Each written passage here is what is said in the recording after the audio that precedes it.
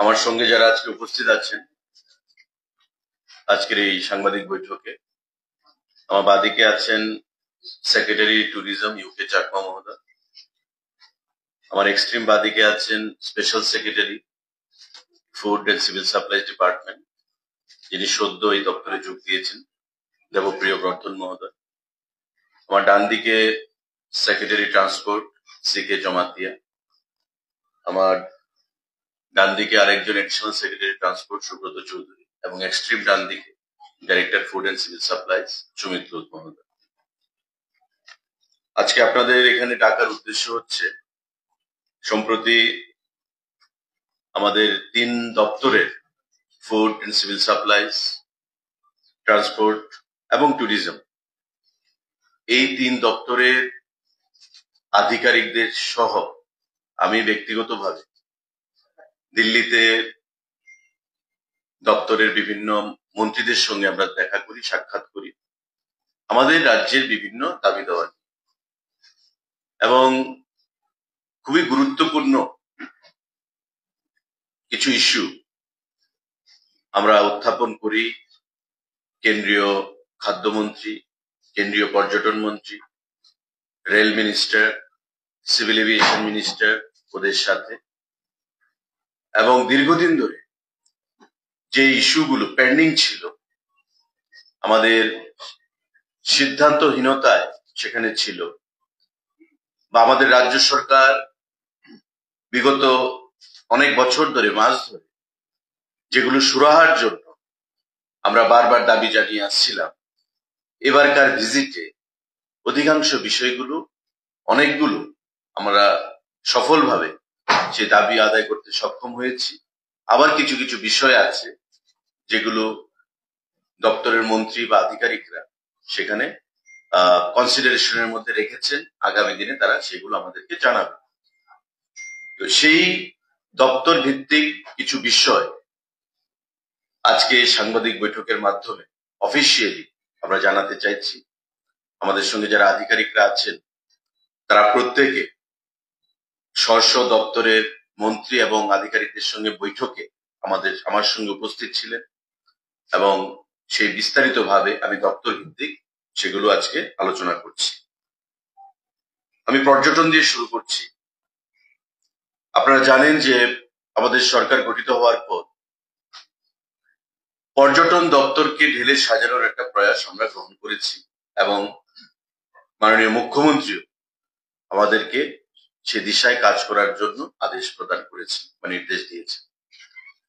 কেন্দ্রীয় সরকার, রাজ্য সরকার যৌথভাবে পর্যটনের বিভিন্ন বিষয়গুলো খতিয়ে দেখে এ রাজ্যে পর্যটনকে কিভাবে বিশ্বের মানচিত্রে তুলে ধরা যায়, বিগত 1 বছর ধরে আমরা সে দিশায় কাজ করে চলেছি, এবং বিগত দিনেও যে কাজগুলো হয়েছে সেগুলোকে আরো সামনের দিকে এগিয়ে নিয়ে যাওয়ার জন্য আমরা তৎপরতার সঙ্গে কাজ শুরু করেছি। কেন্দ্রীয় সরকার আমাদেরকে যথেষ্ট সহযোগিতা করছে, এশিয়ান ডেভেলপমেন্ট ব্যাংক আমাদেরকে সহযোগিতা করছে, এবং মাননীয় পর্যটন মন্ত্রী কেন্দ্রীয় সরকারের শ্রী গজেন্দ্র সিং শেখাওয়াত এবারকার ভিজিটে আমাদেরকে যে সহযোগিতার আশ্বাস দিয়েছে সেটা আগামী দিনে ত্রিপুরা পর্যটনকে একটা বিশেষ জায়গায় নিয়ে যাবে বলে আমরা বিশ্বাস রাখি, বিশ্বাস করি। আমরা ডিপিআর পাঠিয়েছিলাম, প্রজেক্ট প্রপোজাল এবং কনসেপ্ট নোট।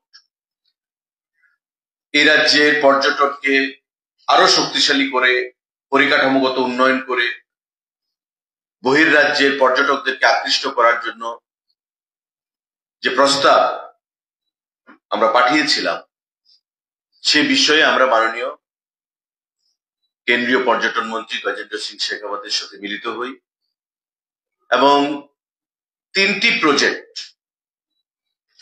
নিয়ে আমরা কথা বলি। সেটা হচ্ছে উত্তর জেলার জামপুই, যে জামপুই আমাদের ত্রিপুরা রাজ্যের একমাত্র হিল স্টেশন, সেখানে একটা অপরিসীম পর্যটকদেরকে আকৃষ্ট করার সেখানে সমস্ত ধরনের সুযোগ রয়েছে, সুবিধা রয়েছে। আমরা আগেও বলেছি যে জাম্পুই হিল স্টেশনকে আমরা বিশ্বমানে পরিণত করতে চাই, রূপান্তরিত করতে চাই, এবং সেটাকে স্বপ্ন নিয়েই মাথায় রেখে আমরা ডিপিআর তৈরি করেছি, কেন্দ্রীয় সরকারের কাছে প্রেরণ করেছি, মিটিং হয়েছে আমাদের সেক্রেটারি লেভেল, জয়েন্ট সেক্রেটারি লেভেলে government of India, virtually meeting হয়েছে কেন্দ্রীয় মন্ত্রীর সাথে, এবং গত দিল্লি সফরে এবারকার মাননীয় মন্ত্রীর সাথে আমরা অফিসিয়ালি এই প্রজেক্ট রিপোর্ট, কনসেপ্ট নোট এবং ডিপিআর আমরা তুলে দিই। তার মধ্যে 70 কোটি টাকার একটা প্রস্তাব উত্তর জেলার জাম্পুইকে নিয়ে আমরা রেখেছি, যার মধ্যে বর্তমান যে ইডেন টুরিস্ট লজ, সেই ইডেন টুরিস্ট লজকে নতুন ভাবে নির্মাণ করা, আমাদের অ্যাডভেঞ্চার ট্যুরিজমের ক্ষেত্রে sky walk, bungee jumping, cottage এগুলো তৈরি করা, এবং অন্যান্য আনুষঙ্গিক যে সুযোগ সুবিধাগুলো পর্যটকদেরকে আকৃষ্ট করার জন্য সেগুলোকে যুক্ত করার জন্য আমরা টোটাল যে 70 কোটি টাকা ডিপিআর আমরা পেশ করেছি মাননীয় কেন্দ্রীয় মন্ত্রীর সম্মুখে। এবং তার বাইরে আমাদের পশ্চিম জেলা ভিত্তিক জিরানিয়ার এসএন কলোনিতে একটা প্রজেক্ট 50 কোটি টাকা, এবং আমাদের পার্শ্ববর্তী তুফানিয়া লুঙ্গা টি ট্যুরিজমের উপর 30 কোটি টাকা, অর্থাৎ পশ্চিম জেলা ভিত্তিক 80 কোটি টাকা এবং উত্তর জেলা ভিত্তিক 70 কোটি টাকা, 150 কোটি টাকার total project DPR concept note আমরা মাননীয় মন্ত্রীর সকাশে আমরা পেশ করেছি তার অনুমোদনের জন্য। এবং উনি আমাদেরকে আশ্বস্ত করেছেন, আমাদের প্রতিনিধি দলের সেক্রেটারি সাহেব ছিলেন, ডাইরেক্টর ট্যুরিজম ছিলেন, আমি ছিলাম, এবং পরিষ্কার ভাষায় উনি বলেছেন যে আগামী মার্চ মাসের পর সেই প্রজেক্টগুলোকে উনি স্যাংশন দেবেন, এবং আগামী দিনে খুব তৎপরতার সাথে যাতে এই প্রজেক্টগুলো কাজ সম্পন্ন হয় এবং আগামী দিনে যেন ত্রিপুরা একটা গুরুত্বপূর্ণ টুরিস্ট ডেস্টিনেশন হিসেবে আত্মপ্রকাশ করতে পারে। কারণ আপনারা জানেন যে ইতিমধ্যে এই প্রজেক্টগুলোর বাইরেও আমাদেরকে 51 শক্তিপীঠ তৈরি করার জন্য 97 কোটি 70 লক্ষ টাকার স্যাংশন প্রদান করেছে কেন্দ্রীয় সরকার, যার মধ্যে 67 ক্রোর 67 কোটি টাকা রিলিজও করে দেওয়া হয়েছে, টেন্ডার হয়ে গেছে গত পরশুদিন এই শক্তিপীঠ নির্মাণে, যেটা হবে উদয়পুর বন্দুয়ার এলাকায়। ভারত এবং ভারতের বাইরে যে 51 শক্তিপীঠ রয়েছে, আমাদের এই 51 শক্তিপীঠের রেপ্লিকা সেখানে তৈরি হবে, এবং তার সম্পূর্ণ ফান্ডিং 100% ফান্ডিং সেখানে আইকনিক প্রজেক্টের অধীন প্রদান করছে আমাদের কেন্দ্রীয় সরকার।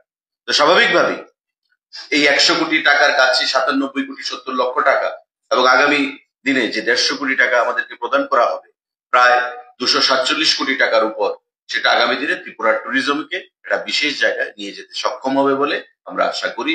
এবং আমরা ধন্যবাদ জানাচ্ছি মাননীয় প্রধানমন্ত্রীকে, মাননীয় কেন্দ্রীয় পর্যটন মন্ত্রী শ্রী গজেন্দ্র সিং শেখাবতজিকে, এবং আমাদের মুখ্যমন্ত্রী যিনি বরাবর আমাদেরকে অনুপ্রেরণা যোগান যাতে করে ত্রিপুরা রাজ্যের পর্যটনের ক্ষেত্রে একটা বিকাশ, পর্যটনের ক্ষেত্রে বিশ্বের মানচিত্রে আমরা রাজ্যটাকে নিয়ে যেতে পারি। কারণ এটা একটা এমন ক্ষেত্র যেটার মধ্যে লাইভলিহুড আর্নিং এর, রোজগারের যে সম্ভাবনা সেটা অপার এবং অপরিসীম। তো সেটাকে মাথায় রেখে আমরা যে প্রস্তাব কেন্দ্রীয় সরকারের কাছে পেশ করেছি, মাননীয় মন্ত্রী তার অনুমোদন দিয়েছেন, এবং আগামী কয়েক মাসের মধ্যে সে অর্থ আমাদেরকে প্রদান করা হবে এই প্রজেক্টগুলোর এগেনস্টে।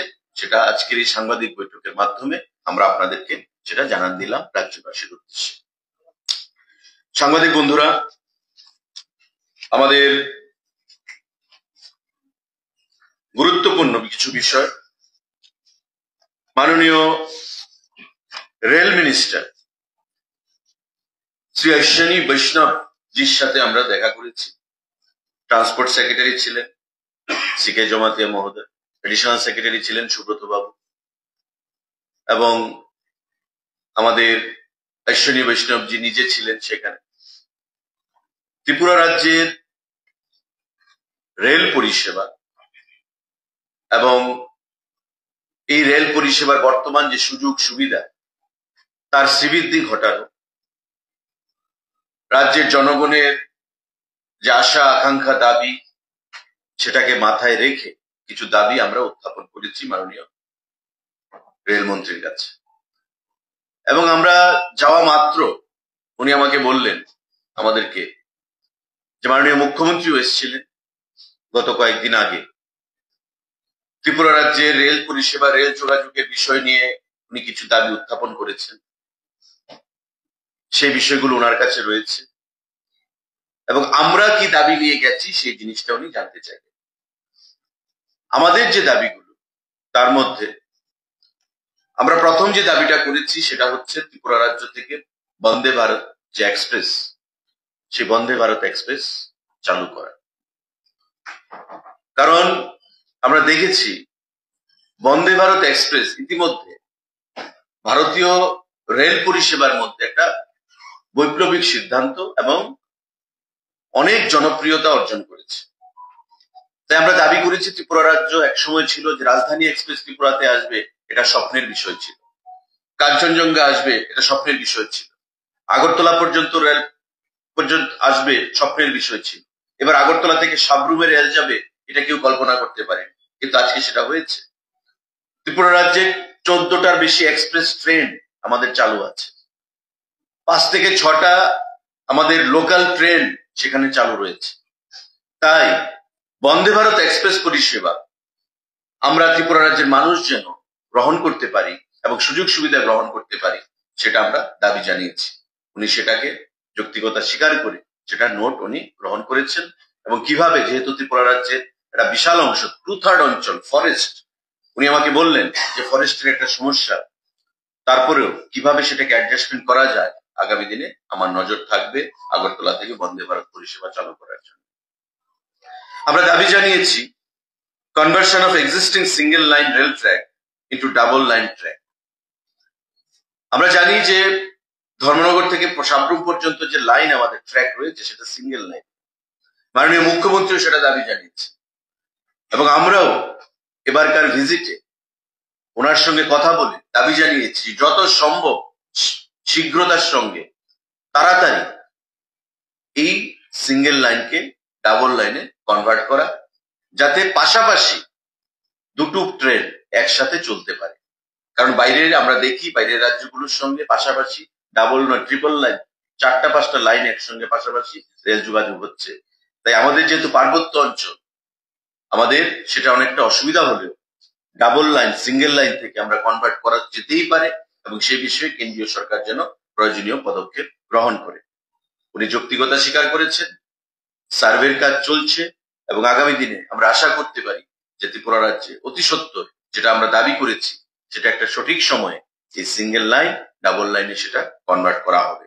মাননীয় মুখ্যমন্ত্রীও সেই দাবি জানিয়েছিল ওনার সফরকালে।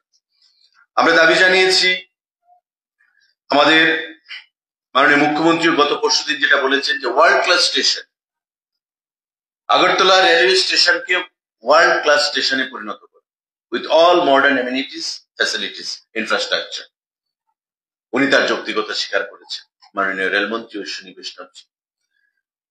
আমরা আগরতলা থেকে সাবরুম পর্যন্ত প্রতিটি এক্সপ্রেস ট্রেন, আমাদের লোকাল যে ট্রেনগুলো, সেই ট্রেনগুলোর মধ্যে পরিষ্কার পরিচ্ছন্নতা, এবং এটা উনি গুরুত্ব সহকারে বলেছেন যে this is the most important subject, cleanliness which needs to B maintain. প্রতিটা ট্রেনে অনেক সময় পত্র পত্রিকা বিভিন্ন সময় বিধানসভাতেও এসছে যে ট্রেনের মধ্যে যে পরিষ্কার পরিচ্ছন্নতাটা থাকা প্রয়োজন সেই জিনিসটা হচ্ছে না। এবং আমরা যখন দাবি জানালাম, উনি সঙ্গে সঙ্গে NF railway, north east frontier railway GM কে ফোন করলেন এবং পরিষ্কার ভাষায় বললেন যে আগरतला से ये फीडबैक है कि क्लीनलीनेस ठीक नहीं है, आप देखिए 15 दिन में मैं आपसे और एक बार बात करूंगा, क्या अपडेट है, क्या प्रोग्रेस है। পরিষ্কার ভাষায় উনি জিএম এনএফ রেলওয়ে কে বললেন যে 15 দিনের মধ্যে আমি আপনাকে আবার বসবো, কথা বলবো। 15 দিনের মধ্যে আপনি আমাকে বলবেন যে কি অ্যাকশন হয়েছে। কারণ এটা আউটসোর্সিং এর মাধ্যমে প্রাইভেট কোন এজেন্সিকে এগুলো দেওয়া আছে।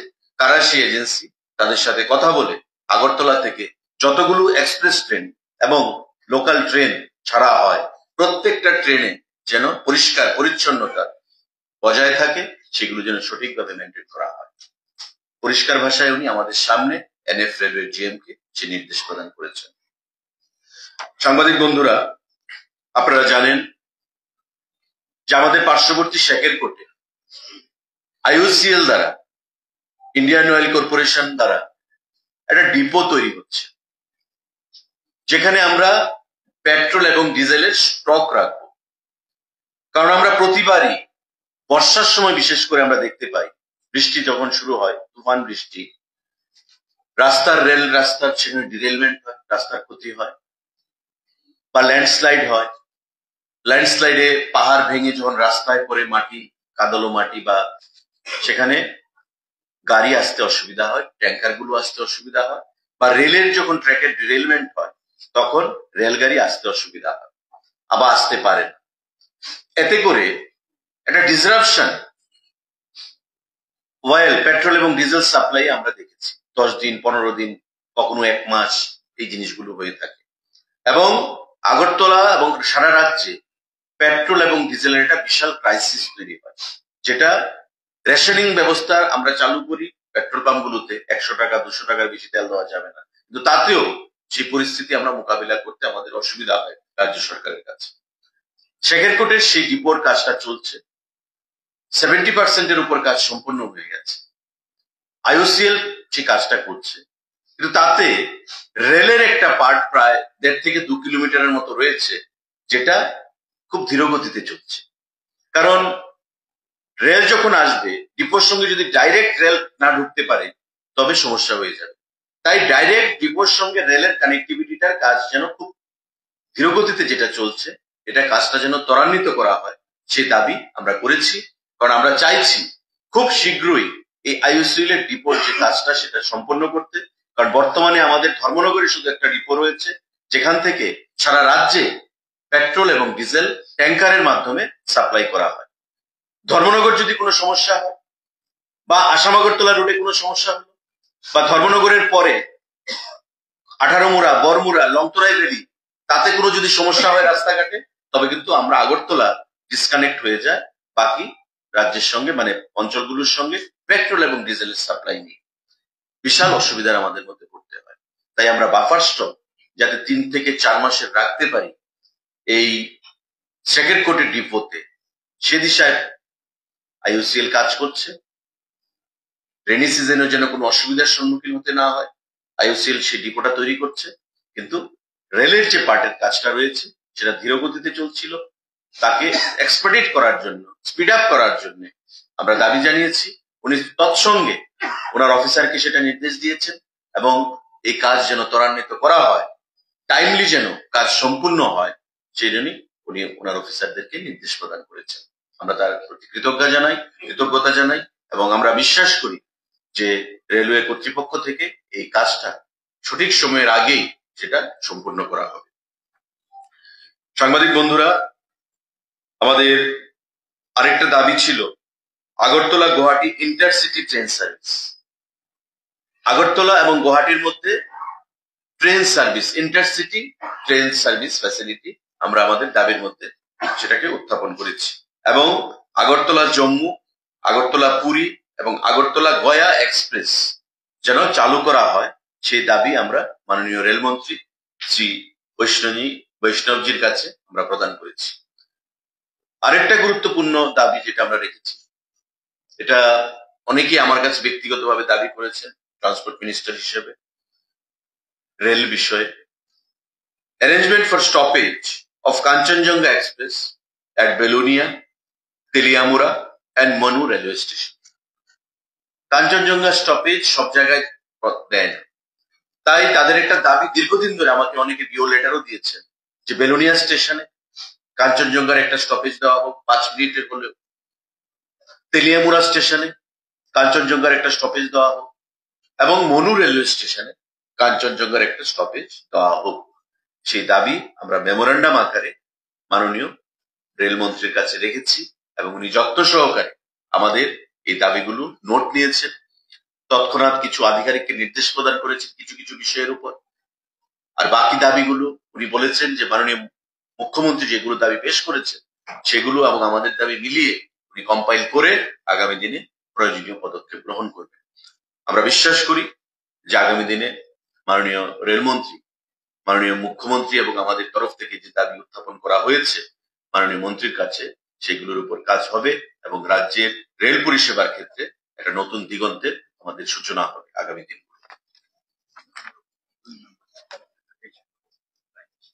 সাংবাদিক বন্ধুরা, আমাদের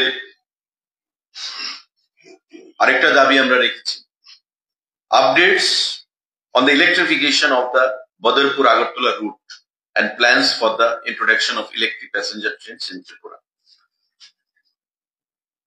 বদরপুর এবং আগরতলার যে রুট ট্রেনের তার সম্পূর্ণ ইলেকট্রিফিকেশন, তার কাজ কতটুকু হয়েছে তার আপডেট আমরা চেয়েছি এবং আগামী দিনে প্যাসেঞ্জার ট্রেন ইলেকট্রিক ভাবে আমরা করতে পারি সেই দিশায় যেন আমাদেরকে সেখানে দেওয়া হয়, সুযোগ দেওয়া হয় বা দপ্তর যেন সে দিশায় কাজ করে সে বিষয়ে আমরা দাবি উত্থাপন করেছি। অর্থাৎ টোটাল লাইনটাকে ইলেকট্রিফিকেশনের মাধ্যমে এনে সেটা যেন আগামী দিনে আরো রেলের যে স্পিড সেটাকে ত্বরান্বিত করা হয়। যদিও সেটা সার্ভে চলছে, ট্রায়াল রান চলছে, সেগুলোর উপর কাজ হচ্ছে, কিন্তু তারপরেও আমরা সেই দাবিগুলো রেখেছি যাতে আগামী দিনে রাজ্যের মানুষের রেল পরিষেবার ক্ষেত্রে একটা বিশেষ সুযোগ তারা গ্রহণ করতে পারে। সাংবাদিক বন্ধুরা, রেলমন্ত্রীর সঙ্গে সাক্ষাতের পর আমরা মাননীয় খাদ্য দপ্তরের মন্ত্রী প্রহ্লাদ যোশীজি, ওনার সঙ্গে আমরা সাক্ষাৎ করেছি এবং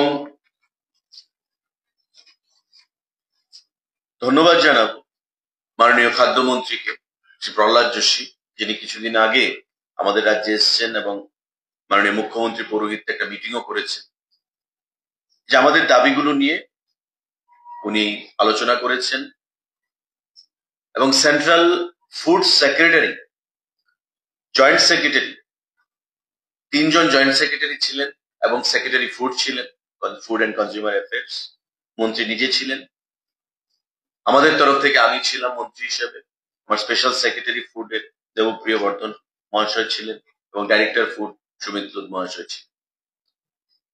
আমরা যে দাবিগুলো পেশ করেছি সেই দাবিগুলো দীর্ঘদিন ধরে কিছু পেন্ডিং ইস্যুস আমাদের ছিল 2021 সাল থেকে, যেগুলো অ্যাড্রেস করা হয়নি। তার মধ্যে 53,17,00,000 টাকা আমাদের রিইম্বার্সমেন্ট বা সাবসিডি, এই টাকাগুলো খাদ্য দপ্তরের পেন্ডিং ছিল গভর্নমেন্ট অফ ইন্ডিয়ার কাছে। ট্রান্সপোর্টেশন চার্জ, আমাদের বিভিন্ন যে খরচগুলো ফুড দপ্তর থেকে আমরা করে থাকি সেই খরচগুলো কোনো কোনো জিনিস 70% কেন্দ্রীয় সরকার দিচ্ছে, 30% আমাদের দিতে হচ্ছে। আবার কোনো কোনো জিনিস 75% দিচ্ছে, 25% আমাদের দিতে হচ্ছে। তো এমন সমস্ত কিছু মিলিয়ে 2021-22, 2022-23, 2022-23-24 এমন ইয়ার ওয়াইজ অনেক অর্থ, টোটাল যে ধরুন 21-22-এ টোটাল আমরা ক্লেম করেছি 35,22,00,000 টাকা, আমাদেরকে দেওয়া হয়েছে মাত্র 15,34,00,000 টাকা। 19,88,00,000 টাকা পেন্ডিং ছিল, যা দেওয়া হচ্ছিল না। 2022-23-এ আমাদের টোটাল ক্লেম ছিল 28,12,00,000 টাকা, তার মধ্যে 21 কোটি টাকা দেওয়া হয়েছে, 6 কোটি টাকার উপর পেন্ডিং ছিল, দেওয়া হচ্ছিল না। আমাদের 21-22-এ এনএফএস এর রেগুলার এনএফএস এর স্কিমের এগেনস্টে 31,47,00,000 টাকা আমাদের ক্লেম ছিল, 22 কোটি টাকা আমাদেরকে দিয়েছে, 9,46,00,000 টাকা পেন্ডিং ছিল। এমন ইয়ার ওয়াইজ সিন্স 2021-22 ফিনান্সিয়াল ইয়ার আজ পর্যন্ত আমাদের 53,17,00,000 টাকা আমরা কেন্দ্রীয় সরকার থেকে পাইনি, যেগুলো আমাদের দপ্তর থেকে প্রতিনিয়ত তাদেরকে রিমাইন্ডার দেওয়া হতো। কিন্তু বিভিন্ন জটিলতা, বিভিন্ন কোয়ারিজ, বিভিন্ন টেকনিক্যাল প্রবলেম, তার জন্য সেই টাকাগুলো আমাদের কাছে দেওয়া হয়নি। মাননীয় খাদ্যমন্ত্রী, কেন্দ্রীয় সরকার শ্রী প্রহ্লাদ যোশীকে আমরা হৃদয়ের অন্তঃস্থল থেকে ধন্যবাদ জানাচ্ছি যে আমাদের সেক্রেটারি এবং আমাদের ডাইরেক্টর যখন আমরা গেলাম, উনি কতটুকু সিরিয়াসলি ব্যাপারটা গ্রহণ করেছেন। উনি ওনার সেক্রেটারিকে এবং আরো 3 জন জয়েন্ট সেক্রেটারি টিম উনি বসিয়ে আমাদের মেমোরেন্ডাম গ্রহণ করেছেন এবং পয়েন্ট ওয়াইজ ডিসকাশন হয়েছে এবং সেক্রেটারিকে নির্দেশ দিয়েছেন। সেক্রেটারি পরিষ্কার ভাষায় বলেছেন, food secretary government of India, যে আগামী কিছুদিনের মধ্যে আমাদের এই 53,17,00,000 টাকা আমাদের অ্যাকাউন্টে দিয়ে দেওয়া হবে। কিছু কোয়ারিজ ছিল, it has been replied by our department, Food and Civil Supplies Department. Now they are satisfied. Very shortly, the entire amount will be transmitted to our account. যেটা বিগত 5-6 বছর ধরে আনরিজলভ ছিল, আনএড্রেস ছিল, সেই বিষয়টা আমরা এবারকার সফরে মাননীয় স্পেশাল সেক্রেটারি ফুড এবং ডাইরেক্টর ফুডকে নিয়ে আমরা ওনার সঙ্গে মিট করেছি মন্ত্রী এবং আধিকারিকদের উপস্থিতিতে। সেই বিষয়টা আমরা একটা সমাপ্ত করতে পেরেছি। এই 53 কোটি টাকা আমাদের খাদ্য দপ্তরের অ্যাকাউন্টে খুব শীঘ্রই চলে আসবে। আরেকটা খুশির খবর, আমরা দাবি জানিয়েছি যে setting up of food corporation of India regional office at Agartala, FCI এর রিজিয়নাল অফিস আগরতলায় করার জন্য আমরা দাবি জানিয়েছি আমাদের মেমোরেন্ডাম। মাননীয় মন্ত্রী তৎক্ষণাৎ সেক্রেটারিকে বললেন, সেক্রেটারি এগ্রি করলেন এবং মন্ত্রী নিজে বললেন যে मैं खुद जाके उसका उद्घाटन करूंगा। আমাদের আগরতলাকে, ত্রিপুরাতে আগরতলাতে food corporation of India regional office হবে, তার জন্য জায়গা চাওয়া হচ্ছে আমাদের কাছে। আমরা বলেছি যে আপনারা অফিসিয়ালি আমাদেরকে রিটেন দিন কতটুকু জায়গা লাগবে। মাননীয় মুখ্যমন্ত্রীর সাথে কথা বলে আমরা সেই জায়গা এফসিআই কে দেব এবং সেই জায়গায় এফসিআই রিজিয়নাল অফিস আমাদের ত্রিপুরা রাজ্যে তৈরি হবে। এটা আমাদের এবারকার দিল্লি সফরে এটা বিশেষ পাওনা, বাড়তি পাওনা, যা আমাদের food corporation of India regional office আগরতলাতে হচ্ছে। সাংবাদিক বন্ধুরা, একটা গুরুত্বপূর্ণ বিষয়, আমরা দীর্ঘদিন ধরে যে রেশন শপ গুলো রয়েছে, সেই রেশন শপ গুলো আপনারা জানেন যে ডিজিটাইজেশন হয়ে গেছে, ই পজ মেশিন বসেছে এবং সেখানে যে ই পজ মেশিন গুলো বসেছে, আমাদের বিভিন্ন যারা ভোক্তারা আছেন তাদেরকে আমরা বারবার বলেছি যে আপনাদের কেওয়াইসি আপনারা সেখানে সম্পন্ন করুন। কিন্তু দেখা যাচ্ছে অনেক সময় ভোক্তারা বাইরে থাকেন বা বাড়ির যতজন সদস্যরা আছেন, 6 জন সদস্য থাকলে 2 জন বা 3 জন গিয়ে হয়তো কেওয়াইসি করাচ্ছেন, বাকিরা করাচ্ছেন না।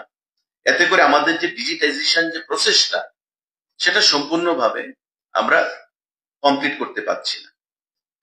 এবারকার মিটিং এ আমাদের কেন্দ্রীয় সরকার থেকে বলা হয়েছে যে এই প্রসেসটাকে সম্পূর্ণ করার জন্য এবং ই পজ মেশিনের সাথে আমাদের যে ওয়িং মেশিন, যেটা ইন্টিগ্রেশন করা হবে আগামী 2 থেকে 3 মাসের মধ্যে, তার টেন্ডারও হয়ে যাচ্ছে, তার জন্য আমাদেরকে বলা হয়েছে। এবং এটা যখন আমাদের হয়ে যাবে, ই পজ মেশিন ওয়িং মেশিনের সঙ্গে যখন ইন্টিগ্রেশনটা হয়ে যাবে, তখন আমাদের ফেয়ার প্রাইস শপের যে রেশন শপ যে ডিলাররা রয়েছেন, সেই ডিলারদের যে মার্জিনটা, কমিশনটা, সেটাও বৃদ্ধি পাবে। ডিলার ভাইরা দীর্ঘদিন ধরে আমাদের দাবি জানিয়ে আসছে যে তাদের কমিশনটা বৃদ্ধি করার জন্য, কিন্তু এখনকার ডিজিটাইজেশন সিস্টেমের মধ্যে এই জিনিসটা করা যাচ্ছিল না। আমরা আশা করছি যে সারা দেশে 180 টাকা করে তারা কমিশন পাচ্ছে পার এমটি কুইন্টাল চালের ক্ষেত্রে, পার কুইন্টাল 180 টাকা তারা কমিশন পাচ্ছে। কিন্তু আমাদের রাজ্যে সেটা 143 টাকা, একটা বিশাল টাকা তারা পাচ্ছে না। কারণ কি? ওই ডিজিটাইজেশনটার জন্য, যেটা আমি বললাম যে আমাদের ই পজ মেশিন ওয়িং মেশিনের সঙ্গে যে ইন্টিগ্রেশনটা, সেটা হয়ে যাবে আগামী 2 থেকে 3 মাসের মধ্যে। তারপর সারা দেশে যে 180 টাকা যে চালের উপর যে কমিশনটা তারা পার কুইন্টাল পাচ্ছে, আমাদের রাজ্যে 143 টাকা থেকে বেড়ে সেই 180 টাকা আমাদের ডিলার ভাইরা পাবে। এবং এতে করে প্রতিটা ডিলার মান্থলি যদি আমি হিসাব করি কয়েক হাজার টাকা তার কমিশন সেখানে বৃদ্ধি পাবে। এটা ডিলার ভাইদের জন্য এটা গুরুত্বপূর্ণ এবং আনন্দের সংবাদ। আমাদের এই বিষয়গুলো আমরা মাননীয় খাদ্যমন্ত্রীর সম্মুখে আমরা পেশ করেছি এবং উনি যেভাবে আমাদেরকে গুরুত্ব সহকারে এই বিষয়গুলো অ্যাড্রেস করেছেন এবং নির্দেশ প্রদান করেছেন, তার জন্য আমরা রাজ্য সরকারের তরফ থেকে কৃতজ্ঞতা জানাই, আমার ব্যক্তিগত তরফ থেকে কৃতজ্ঞতা জানাই। বিশেষ করে যে অর্থগুলো আমাদের দীর্ঘদিন ধরে পেন্ডিং ছিল, 53,17,00,000 টাকা, সেগুলো আমাদেরকে দিয়ে দেওয়া হচ্ছে।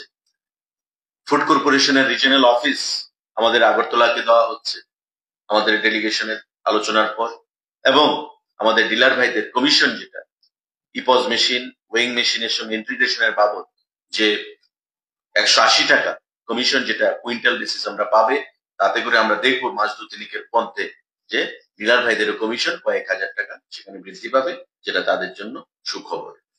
এটা হচ্ছে আমাদের ফুড এবং সিভিল সাপ্লাইজ ডিপার্টমেন্টের মন্ত্রীর সঙ্গে যেটা আমাদের আলোচনা হয়েছে, সে বিষয় নিয়ে আমরা আপনাদেরকে সেখানে অবগত করলাম। আরেকজন কেন্দ্রীয় মন্ত্রী সিভিল এভিয়েশন, বিমান পরিষেবা, আমরা সাক্ষাৎ করেছি। ট্রান্সপোর্ট সেক্রেটারি ছিলেন, এডিশনাল সেক্রেটারি ছিলেন, আমাদের ট্যুরিজম সেক্রেটারি ছিলেন আমাদের সাথে, এবং যে রামমোহন নাইডু যিনি অত্যন্ত গুরুত্ব সহকারে জয়েন্ট সেক্রেটারি 3 জন ছিলেন, ডাইরেক্টর ছিলেন এয়ারপোর্ট অথরিটির একজন, ওনার উপস্থিতিতে আমরা কিছু বিষয়, গুরুত্বপূর্ণ বিষয় নিয়ে আমরা আলোচনা করেছি। তার মধ্যে যেটা সব থেকে গুরুত্বপূর্ণ বিষয়, declaration of এমবিবি airport as international airport and operationalization of international flight. International flight operation করতে হবে এবং এটাকে ইন্টারন্যাশনাল এয়ারপোর্ট হিসেবে ডিক্লেয়ার করতে হবে। আপনারা জানেন যে ইতিমধ্যে আমাদের এমবিবি এয়ারপোর্টকে কাস্টমস এয়ারপোর্ট হিসেবে কিন্তু ডিক্লেয়ার দেওয়া হয়েছে বিগত বছর। তারপর আমাদের ইমিগ্রেশন আমরা দাবি জানিয়েছি, কারণ ইন্টারন্যাশনাল এয়ারপোর্ট করতে গেলে ইমিগ্রেশন চেকপোস্ট লাগবে। তাই এই আগরতলা এয়ারপোর্টকে যেন ইমিগ্রেশন চেকপোস্ট এয়ারপোর্ট হিসেবে ঘোষণা করা হয়, তারপর ইন্টারন্যাশনাল এয়ারপোর্ট ঘোষণা করা হবে। উনি সমস্ত বিষয় উনি জানতে চেয়েছেন। বিগত দিনে আমরা যে ভাইবিলিটি গ্যাপ ফান্ড হিসেবে 15 কোটি টাকা স্পাইসজেটকে প্রদান করেছি, অ্যাডভান্স মানি হিসাবে প্রায় 3,85,00,000 টাকা আমরা প্রদান করে রেখেছি, সে বিষয়ে উনি অবগত হয়েছেন এবং সম্পূর্ণ বিষয়গুলো বিচার করে উনি বলেছেন যে খুব শীঘ্রই, কারণ মিনিস্ট্রি অফ হোম অ্যাফেয়ার্স সেই ইমিগ্রেশন যে চেকপোস্ট সেটাকে ঘোষণা দিতে হবে, তাই উনার দপ্তর থেকে মিনিস্ট্রি অফ হোমের সঙ্গে আলোচনা করে খুব শীঘ্রই কিভাবে আগরতলা এয়ারপোর্টকে ইমিগ্রেশন চেকপোস্ট সেখানে এয়ারপোর্ট হিসেবে ঘোষণা করা যায় সে বিষয়ে উনি ব্যবস্থা গ্রহণ করবেন এবং আগামী দিনে ইন্টারন্যাশনাল ফ্লাইট চালুর ব্যাপারে তখন আলোচনা হবে। আমাদের কৈলাসহর এয়ারপোর্ট যেটা দীর্ঘদিন ধরে পরিত্যক্ত অবস্থায় রয়েছে, সবচেয়ে আনন্দের বিষয় হচ্ছে সমস্ত বিষয় উনি জানতে চেয়েছেন, কারণ কৈলাসহর এয়ারপোর্টে যদি আমরা আবার অপারেশন শুরু করতে চাই তবে সাউদার্ন পার্ট এবং নর্দার্ন পার্টে আমাদের ল্যান্ড একুইজিশন করতে হবে, তাতে করে কয়েকশো কোটি টাকা রাজ্য সরকারকে বহন করতে হবে, যেটা কেন্দ্রীয় সরকার করবে না। তাই বর্তমান যে পরিকাঠামো রয়েছে আমরা দাবি জানিয়েছি যে বর্তমান পরিকাঠামোকে ব্যবহার করে সেটাকে রিনোভেশন, রিফারবিশমেন্ট করে আমরা ছোট ফ্লাইট সেখান থেকে চালনা করতে পারি। আলোচনা হয়েছে এবং উনি এই বাজেট সেশনের পর, যে বাজেট সেশন চলছে আমাদের লোকসভা, উনি ব্যক্তিগতভাবে সরজমিনে কৈলাসহর এয়ারপোর্টে পরিদর্শনে আসবেন এবং এসে কি পদক্ষেপ গ্রহণ করা যায় সে বিষয়ে উনি সিদ্ধান্ত জানাবেন। এই বাজেট সেশনের পর উনি ত্রিপুরা সফরে আসবেন এবং এখানে এসে কৈলাসহর এয়ারপোর্ট সরজমিনে প্রদর্শন করবেন, ঘুরে দেখবেন এবং এই এয়ারপোর্টকে কিভাবে আগামী দিনে অপারেশনের আন্ডারে নিয়ে আসা যায় সেই বিষয়ে উনি সিদ্ধান্ত জানাবেন। এটা আমাদের কাছে অত্যন্ত আনন্দের বিষয়, কারণ দলমত নির্বিশেষে কৈলাসহরের শাসক দল, বিরোধী দল প্রত্যেকেই চাইছে, আমরা চাইছি, মুখ্যমন্ত্রী চাইছেন যাতে এই কৈলাসহর এয়ারপোর্টে অপারেশন আমরা পুনরায় চালু করতে পারি, ফ্লাইট সার্ভিস চালু করতে পারি। তাই মাননীয় মন্ত্রী সরজমিনে এখানে এসে এগুলো পরিদর্শন করবেন এবং পরবর্তী সময়ে উনি সিদ্ধান্ত জানাবেন। বাজেট সেশনের পর মাননীয় সিভিল এভিয়েশন মিনিস্টার ত্রিপুরা রাজ্যে আসবেন এবং এই কৈলাসহর এয়ারপোর্ট নিয়ে উনি আমাদের চিঠি দেখালেন। বরাবর আমার তরফ থেকে, মাননীয় মুখ্যমন্ত্রীর তরফ থেকে অনেকবার ডিও লেটার গেছে, চিঠি গেছে। এবার উনি জানালেন যে ডোনার মিনিস্টার জ্যোতিরাদিত্য সিন্ধিয়া, যিনি তার আগে সিভিল এভিয়েশন দপ্তরের মন্ত্রী ছিলেন, উনি ব্যক্তিগতভাবে ডিও লেটার লিখেছেন সিভিল এভিয়েশন মিনিস্টারকে, বর্তমান মন্ত্রী, ফর অপারেশনালাইজেশন অফ কৈলাসহর এয়ারপোর্ট। কারণ মাননীয় জ্যোতিরাদিত্য সিন্ধিয়া গত কয়েকদিন আগে মাননীয় মুখ্যমন্ত্রী পৌরোহিত্যে, আমিও সেখানে উপস্থিত ছিলাম, যে মিটিং করেছেন সেক্রেটারিয়েটে, রিভিউ মিটিং, তাতে কৈলাসহরের বিষয়টা এসছেন এবং উনি আমাদেরকে আশ্বস্ত করেছিলেন যে আমি গিয়ে দিল্লিতে ব্যক্তিগতভাবে কথা বলবো এবং নিজে চিঠি লিখবো। এবং সেই চিঠি উনি লিখেছেন, সেই চিঠির কপি মাননীয় মন্ত্রীর ওএসডি আমাদের সম্মুখে সেখানে রেখেছেন আমাদের আলোচনার সময়। তো কেন্দ্রীয় সরকার, আমরা যে বলি ডাবল ইঞ্জিন সরকার, এই ডাবল ইঞ্জিন সরকারের সময় মোদিজি পরিষ্কার ভাষায় মন্ত্রীদেরকে বলেছেন যে আগে যেখানে লুকিস্ট পলিসি ছিল সেই লুকিস্ট দিয়ে হবে না, এখন অ্যাক্টিস্ট করতে হবে। নর্থ ইস্ট যেটা পরিত্যক্ত একটা অঞ্চল ছিল, রিজন ছিল, আজকে ভারতবর্ষের গ্রোথ ইঞ্জিনের ক্ষেত্রে নর্থ ইস্ট একটা বিশাল ভূমিকা গ্রহণ করছে। তাই প্রত্যেক মন্ত্রীকে প্রতি সপ্তাহে নর্থ ইস্টের কোনো না কোনো রাজ্যে যেতে হবে এবং সেই রাজ্যের সমস্যা নিয়ে কেন্দ্রীয় সরকারের সঙ্গে কথা বলে সেই সমস্যা নিরসনে প্রয়োজনীয় পদক্ষেপ গ্রহণ করতে হবে। এবং মাননীয় জ্যোতিরাদিত্য সিন্ধিয়া যখন সিভিল এভিয়েশন দপ্তরের মন্ত্রী ছিলেন, আমি ব্যক্তিগতভাবে ওনাকে বলেছি এবং পরবর্তী সময়ে উনি আগ্রহ প্রকাশ করেছেন যাতে কৈলাসহর এয়ারপোর্টকে চালু করা যায়, ছোট বিমান দিয়ে হলেও, এবং ব্যক্তিগতভাবে উনি চিঠি লিখেছেন বর্তমান সিভিল এভিয়েশন মিনিস্টারের কাছে যাতে সেটা চালু করা যায়। বাজেট সেশনের পর মাননীয় মন্ত্রী ভিজিটে আসবেন, আমরা আশা করব কিছু একটা প্রয়োজনীয় পদক্ষেপ, পজিটিভ কোনো পদক্ষেপ ওনার তরফ থেকে গ্রহণ করা হবে কৈলাসহর এয়ারপোর্ট নিয়ে। সাংবাদিক বন্ধুরা, আমরা দাবি জানিয়েছি আগরতলা এবং দিল্লি সেক্টরে আরো ফ্লাইটের সংখ্যা বৃদ্ধি করার জন্য, এবং উনি সেটা নোট নিয়েছেন, প্রয়োজনীয় পদক্ষেপ গ্রহণ করবেন। আমরা দাবি জানিয়েছি আমাদের Agartala to Mumbai direct flight connectivity, এটা কলকাতা ভায়াও হতে পারে, এটা ব্যাঙ্গালোর ভায়াও হতে পারে, কিন্তু যারা মুম্বাই যেতে চাইবে আগরতলা থেকে, তারা যেন এখান থেকে ফ্লাইটে চেপে ডাইরেক্ট মুম্বাই গিয়ে নামতে পারে, সেই ব্যবস্থা গ্রহণ করার জন্য আমরা দাবি জানিয়েছি এবং উনি সেটা নোট নিয়েছেন এবং যত্ন সহকারে আগামী দিনে ব্যবস্থা বা প্রয়োজনীয় ব্যবস্থা গ্রহণ করবেন, সেই আশ্বাস উনি আমাদেরকে প্রদান করেছেন। And last not the least, আপনারা অনেকেই বলেন যে air fair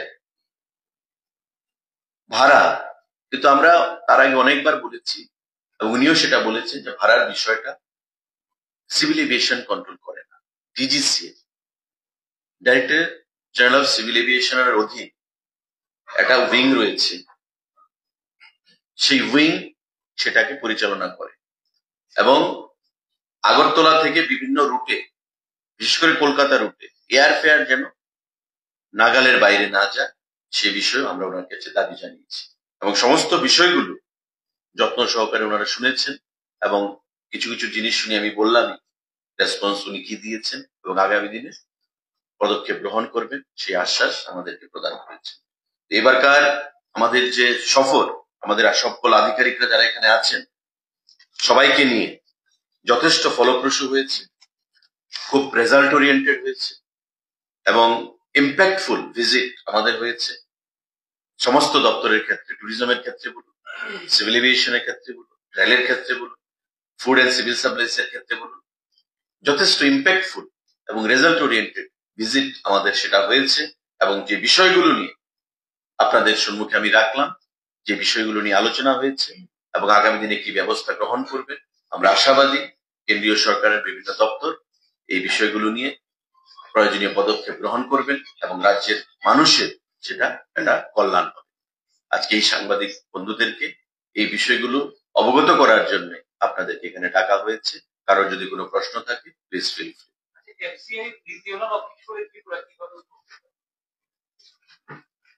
FCI regional office আমাদের এফসিআই এর সঙ্গে প্রতিনিয়ত আমাদের যে চালের কোটা, আমাদের যে গমের কোটা বা আমাদের সমস্ত যে কোটা যাই পাই আমরা এফসিআই থেকে, আমাদের আগরতলায় যদি রিজিয়নাল অফিস হয় তবে ডাইরেক্টরেট এবং ফুডের সঙ্গে এফসিআই এর আমাদের ডাইরেক্ট কানেকশন থাকে, বর্তমানে যেটা আমাদের করসপন্ডেন্সের উপর নির্ভর করতে হয়।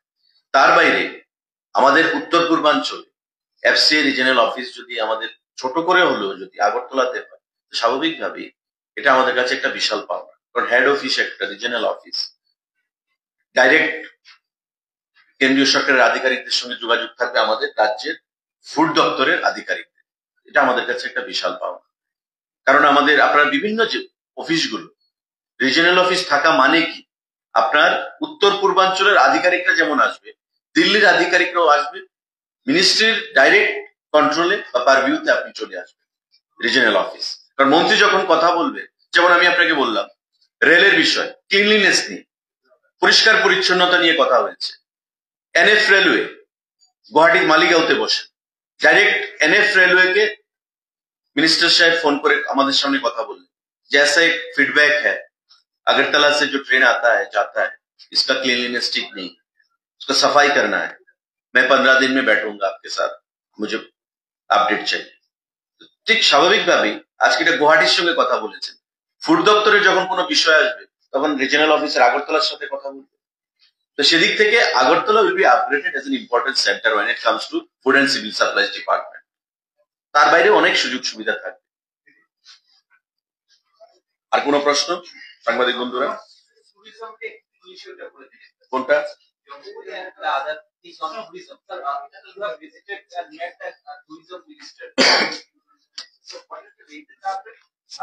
Which are the sectors in which you are investing or you are trying to bring tourism development in these sectors?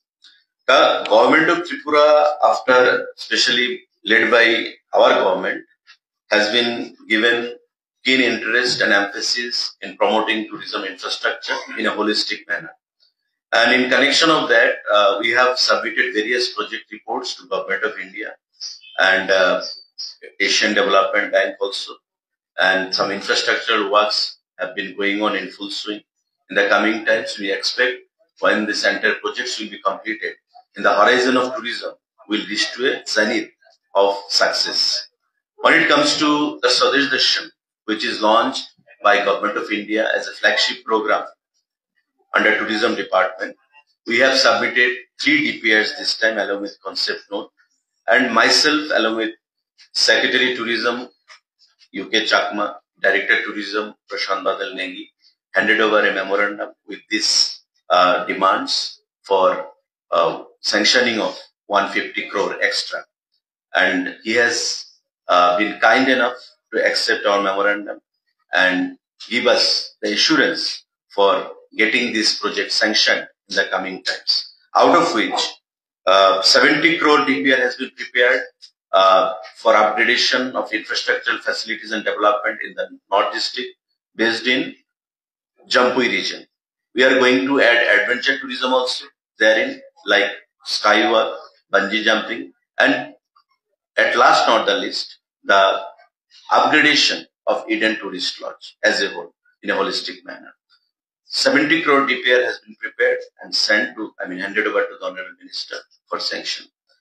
This apart, when it comes to West District, we have given a separate DPR and concept note for bringing SN Colony area, which comes under Jirania subdivision, with a proposal of 50 crore, and also in addition to that, 30 crore for Tufania Lunga tea estate. Altogether, cumulative to 150 crore. So, he has been very kind enough, generous enough to give us the assurance for sanction of the entire project, and very shortly, within next 2-3 months, the entire amount will be released to us. And before that also, if people are aware, tender has also been floated that for construction of or coming out with 51 Shaktipeeths, replica of 51 Shaktipeeth. They have sanctioned 97.70 crore, which is coming up at Bandwar area under Kumoti, Udaipur subdivision. So in broad spectrum, in a holistic manner, the tourism of Tripura will be taken to the zenith of success in the coming times, and we believe that under the able stewardship of our Honorable Prime Minister, our Tourism Minister Gajendra Singh ji, and also the visionary leadership of our Honorable Chief Minister Professor Dr. Manik Shah, will be able to achieve our goal in the coming times. Sorry. Tufania Lunga.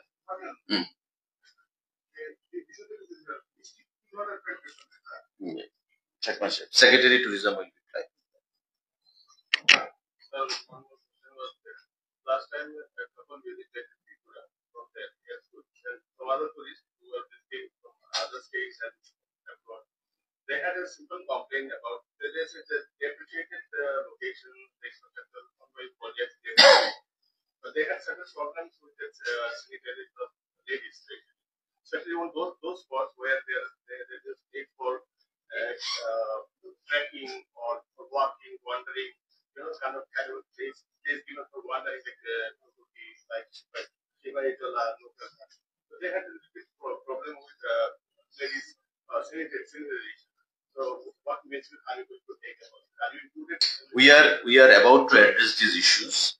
It's not only you have raised this issue that on several occasions on the earlier times, the same matter has been taken up with us. And we have also taken up the matter very seriously, and Director Tourism has also been instructed for necessary. See, in one go, you cannot solve all problems which are cropping up. But we have shown keen interest in bringing necessary solution, and I give you the assurance, the way I have depicted now, that in the coming times we are going to resolve all these matters, because these are basic amenities which requires to be given, fulfilled. So these are basic amenities, and we are committed in doing the same. Tripura tourism in 2 years of time will be taken to a new height. That is my conviction and commitment to the people of our state. There has already footfall increased. Tourist footfall increased, and it is reflected in the revenue generation. You can easily understand.